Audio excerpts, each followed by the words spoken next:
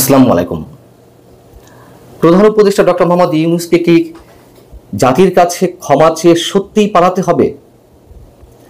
এতদিন এ ধরনের কথাবার্তা, এ ধরনের ফোরকাস্টিং কেউ কেউ চায়ের টেবিলে, ঘরোয়া আলোচনায় কিংবা খুব বেশি হলে টক শোতে খুব বেশি ক্ষুব্ধ হয়ে কেউ কেউ উচ্চারণ করছিলেন।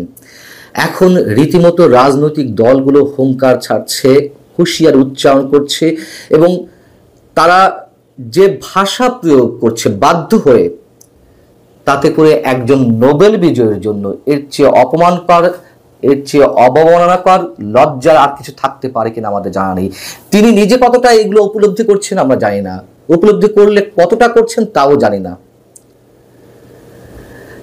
12 দলীয় জোট আনুষ্ঠানিকভাবে বিবৃতি দিয়ে তাকে মিথ্যাবাদী বলে উচ্চারণ করেছে।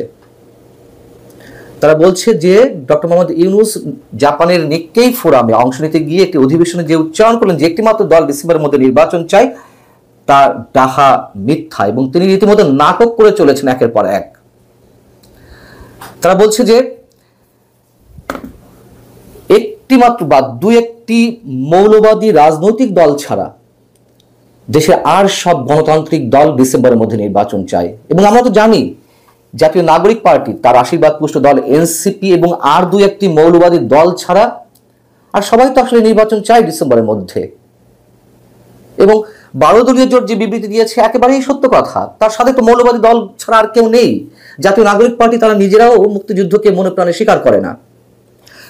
গণমাধ্যমে পাঠানো এক বিবৃতিতে 12 দলীয় জোটের নেতারা কি বলছেন আমার ব্যাখ্যার প্রয়োজন নেই, শুধু তাদের কথাগুলোর অংশ বিশেষ আপনাদের সামনে উচ্চারণ করি, একটু বলি, বুঝতে পারবেন যে কোথায় ডক্টর মোহাম্মদ ইউনূস নিজেকে নামিয়ে আনছেন, ক্ষমতার মোহে অথবা পশ্চিমাদের এজেন্ডা বাস্তবায়নের জন্য অথবা ভিন্ন কোনো উদ্দেশ্যে, যে উদ্দেশ্য বাংলাদেশের জন্য খুবই ভয়ঙ্কর।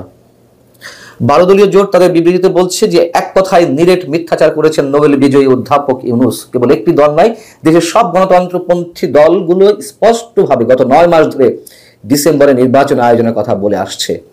বরং তিনি নিজেই কিছু মৌলবাদী, জনসমর্থনহীন, মুক্তিযুদ্ধ বিরোধী রাজনৈতিক দলকে পাশে নিয়ে নির্বাচনের প্রশ্নটিকে বিলম্বিত করার চেষ্টা করছেন।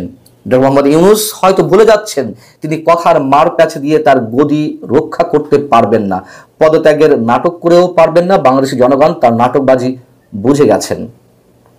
এর মধ্যে কোথাও কি একটা শব্দ মিথ্যা আছে 12 দলীয় জোটের এই বিবৃতিতে?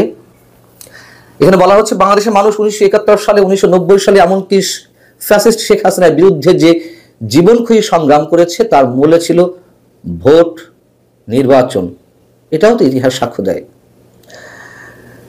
তারা বলছেন যে তিনি কূটকৌশলে, অধ্যাপক ইউনূস কূটকৌশলে ক্ষমতা প্রলম্বিত করার চেষ্টা করছেন, কিন্তু দুর্ভাগ্যজনক হবে তিনি ভিন্ন কোনো কিছু অর্জনের উদ্দেশ্যে ভোট ও নির্বাচনকে বিলম্বিত করতে চাইছেন। তার সঙ্গে রয়েছেন কয়েকজন উপদেষ্টা মাত্র।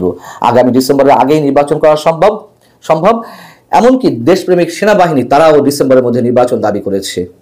বিভিন্ন অর্থনৈতিক প্রতিষ্ঠান, আর্থিক প্রতিষ্ঠান, বেসরকারি, তারাও নির্বাচনের রোডম্যাপ দাবি করছে এই মুহূর্তে।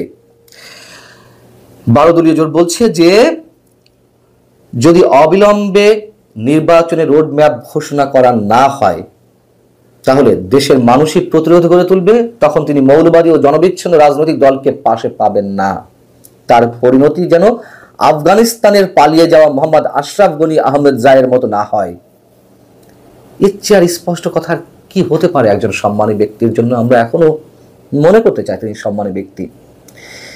এবং তার একটি বিষয় নিশ্চয় আমরা সব সময় খেয়াল করেছি, তিনি যখনই যেখানে যাচ্ছেন দেশের বাইরে, জুলাই আন্দোলনের যেই তার উপর ভিত্তি করে একটি প্রপত্র বা আমরা কি বলবো এটাকে সুভেনির বা বিশেষ একটি বই তৈরি করা হয়েছে, সেগুলো সব জায়গায় দিয়ে বেড়াচ্ছে এবং বিগত সরকারের যত কিছু আছে সবকিছু বলে বেড়াচ্ছেন। তিনি এইগুলো অবশ্যই দেশের মধ্যে বলতে পারেন, বিদেশে গিয়ে তার কোনো পুঁজি নেই, তিনি গিয়ে নিজেকে সামিল করছেন যে আমি কত বড় মানুষ, অমুক অমুককে তাড়িয়ে আমাকে নিয়ে আসা হয়েছে, আমাকে বসানো হয়েছে, আমার সম্মান দেখো সারা দেশের মানুষের কাছে কত, সারা দেশের মানুষের কাছে কত।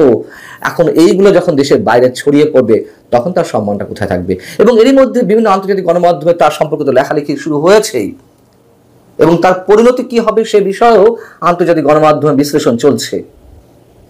অনেকে যাকে অং সান সুচির সঙ্গে তুলনা করা শুরু করেছেন। অং সান সুচি গণতন্ত্রের দোহাই দিয়ে যেভাবে এখন নিজে কারান্তরীণ হয়ে রয়েছেন, রোহিঙ্গাদের পক্ষে একটা কথাও বলেননি, তার গণতন্ত্রের লেবাস খসে পড়েছে, আমরা সবাই দেখেছি।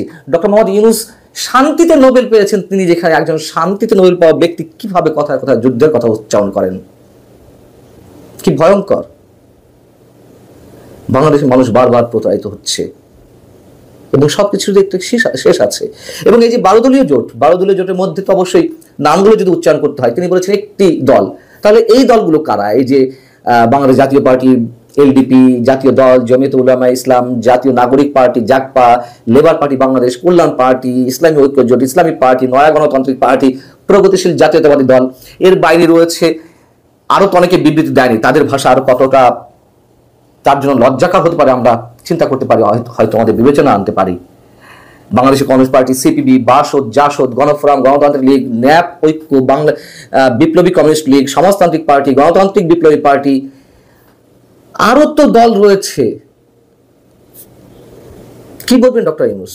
আর তার সবচেয়ে বড় যেই জীবন রক্ষাকারী যে দল জাতীয় নাগরিক পার্টি, তাদের তো নিবন্ধনই নেই এবং 26টা রাজনৈতিক দলের মধ্যে আত্মপ্রকাশ করেছে বৈফল সংগঠন হিসেবে, তার কিংস পার্টি হিসেবে। আমরাও জানি, এগুলো নিয়ে আগে আলোচনা করেছি, যে এগুলো তাকে সমর্থন দেবে, যেগুলো কোনো নিবন্ধন নেই, হয়তো খুব শীঘ্রই নিবন্ধন দিয়ে দেওয়া হবে। বিএনপি এখনো বাকি রয়েছে, তারা তো এখনো পর্যন্ত বিবৃতি দেয়নি। বৃহস্পতিবার তিনি যে কথাগুলো উচ্চারণ করেছেন তার বিপরীতে মির্জা আব্বাস বলেছেন, বিএনপি স্থায়ী কমিটির সদস্য, তিনি যেমন মন্তব্য করেছেন ডক্টর ইউনূস যে একটি মাত্র দল ছাড়া আর কেউ নির্বাচন চায় না ডিসেম্বরের মধ্যে, মির্জা আব্বাস বলেছেন সবাই নির্বাচন চায়, শুধু তিনি ছাড়া। তার উদ্দেশ্যগুলো আমাদের সামনে একে একে পরিষ্কার হচ্ছে এবং শুরু থেকে বলে আসছি, এই যে অভ্যুত্থান, সেই অভ্যুত্থানের পরে সবচেয়ে বড় বেনিফিশিয়ারি ডক্টর মোহাম্মদ ইউনূস। তিনি নিজে একের পর এক সব মামলা প্রত্যাহার করিয়েছেন, তার নাম যেসব মামলা ছিল, হাজার হাজার কোটি টাকা তিনি যেগুলো কর ছিল তার প্রতিষ্ঠানে, সেগুলো মাফ করে নিয়েছেন। আরো 6 বছর কর দিবে না কোনো কোনো প্রতিষ্ঠান। মেডিকেল কলেজ নিয়েছেন, ব্যাংক নেওয়ার চেষ্টা করছেন, বিশ্ববিদ্যালয় নিয়েছেন, আদম ব্যবসা করার জন্য তিনি লাইসেন্স নিচ্ছেন। কি জঘন্য হতে পারে এই ধরনের আচরণ কারোর জন্য, সেই বিষয়গুলো এখন একে একে আমাদের সামনে ফুটে উঠছে।